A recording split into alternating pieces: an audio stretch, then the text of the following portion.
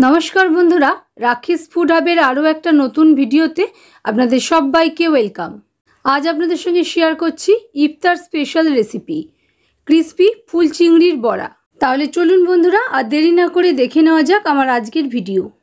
एर जोन्नो देखुन एकटा डिशेर मध्य दुटो छोटो साइजेर पेঁয়াজ खोसा छाड़िए निये निয়েছি, संगे निয়েছি हाफ इंची परिमाण आदा, 4-5टा रसुनेर कोয়া, 3-4টে गोटा काँचा लंका और एक मुठो परिमाण धने पाता स्टेम सह निয়েছি যাতে ধনে পাতার ফ্লেভারটা খুব ভালো মতন পকোড়াতে আসে। এবারে পেঁয়াজটা আমি মোটামুটি স্লাইস করে কেটে নিচ্ছি। দেখুন পেঁয়াজ কাটা হয়ে গেছে। এবারে ধনে পাতাটা স্টেম সহ ফাইন করে চপ করে নিয়েছি, খুব ভালো করেই চপ করে নিয়েছি। এবারে কাঁচা লঙ্কা কুচি করে নিচ্ছি। ছোটদের জন্য বানালে কাঁচা লঙ্কাটা স্কিপ করে দিতে পারেন, আবার চাইলে গোলমরিচের গুঁড়োরও ব্যবহার করতে পারেন। সব এক জায়গায় জড়ো করে নিচ্ছি আর आदा और रसुनटा ग्रेटारे आमी ग्रेट करे निচ্ছি। আপনারা চাইলে এই আদা রসুনটাও ফাইনলি চপ করে নিতে পারেন।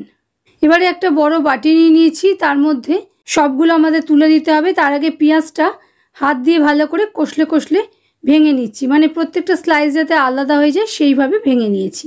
এবারে সবটা আমি বাটির মধ্যে তুলে নিচ্ছি।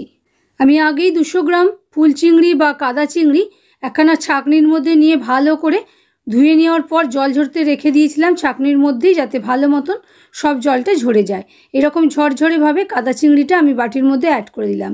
এই স্টেপটা কিন্তু ভীষণই জরুরি, এইভাবে না দিলে জল রয়ে যাবে ফুল চিংড়ির মধ্যে আর আমাদের বেশি পরিমাণ ময়দা ও চালের গুঁড়োর ব্যবহার করতে হবে। 1 চামচ পরিমাণ নুন দিয়ে দিলাম আর 2 চামচ পরিমাণ চালের গুঁড়ো, 3 চামচ পরিমাণ ময়দার ব্যবহার করে নিচ্ছি।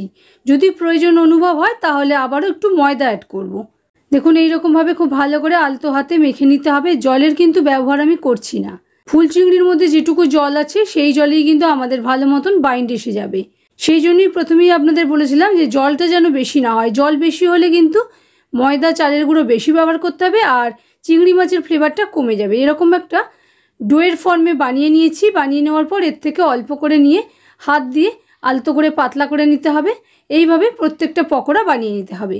এদিকে কড়াতে আমি তেল ভালো করে গরম করে নিয়েছি। গ্যাসের ফ্লেমটা মিডিয়ামে রেখে আমি পকোড়া অ্যাড করে নিচ্ছি।